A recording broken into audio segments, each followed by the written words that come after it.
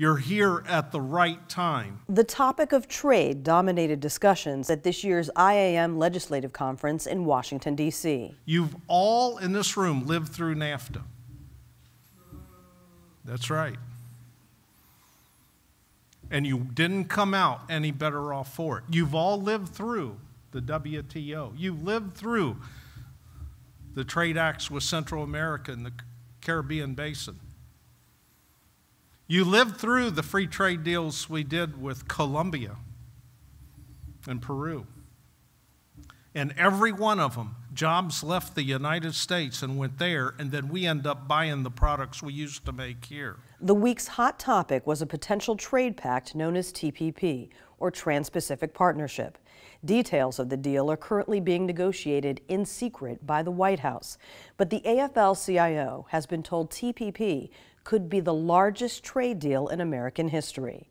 Concerned leaders of the IAM have pressed the U.S. government for more details about terms of the trade deal, but... And each and every time we're told no, you can't see it. Once negotiated, Congress could vote to pass TPP with no public input or debate, meaning thousands of American manufacturing jobs could be shipped out to countries around the Asian-Pacific Rim. Once there, those positions could be snapped up by a cheap labor force. And back here at home, it impacts everyone in this room. Look at those towns that had heavy manufacturing. When those jobs left, what happened? The schools start to crumble.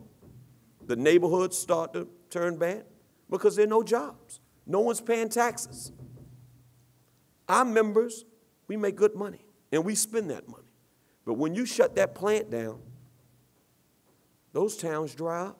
In response, motivated machinists lobbied against TPP on Capitol Hill and listened to legislators who are sympathetic to the IAM's position. This fight for fair trade is the latest challenge to the ability of the American people to create a middle-class way of life. On this issue, you are united, and we hear you loudly and clearly.